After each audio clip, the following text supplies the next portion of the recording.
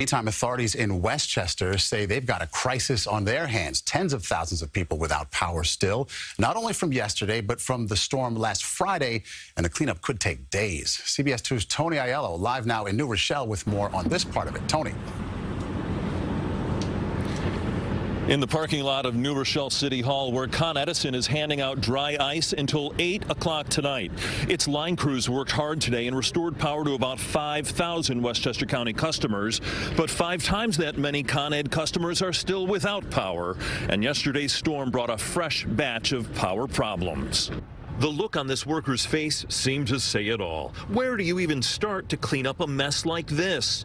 Utility boxes, smashed cars, as 7 utility poles toppled on Lockwood Avenue after a tree came down onto wires during Wednesday's snowstorm.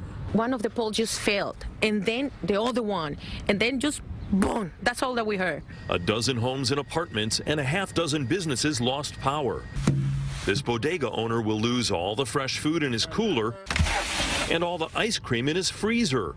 Down the street, the chocolate shop will lose business at a busy time of year. I have Easter coming in 3 weeks, and I heard from Con Ed now that it's not going to be done till probably a week. They have to put up all new poles, put up all the new wires. Snow totals in Westchester varied from 5 inches in Yonkers to a foot or more in northern Westchester communities, including Cortland Manor.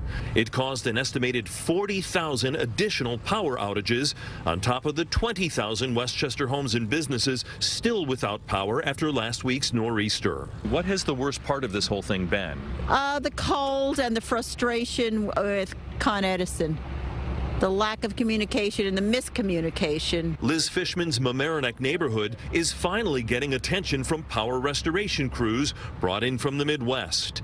Neighbors have been burning through batteries, snuggling up with pets, and boiling water to add some warmth. The thermostat still reads 56 degrees. This resident got clever to save her tropical fish. We got hand warmers like you use for skiing, and I've adhered them to the side, and they're wrapped in a down blanket. So far, so good. I was live earlier today on Facebook.com/CBS New York with Noam Bramson, the mayor of New Rochelle, his own home without power since Friday evening. The mayor told me how proud he is of New Rochelle residents who are pulling together, sharing resources, helping each other. But he also says that frustration and agitation are building. This is day 7 of no power for so many in this city. Live in New Rochelle, Tony Aiello, CBS 2 News.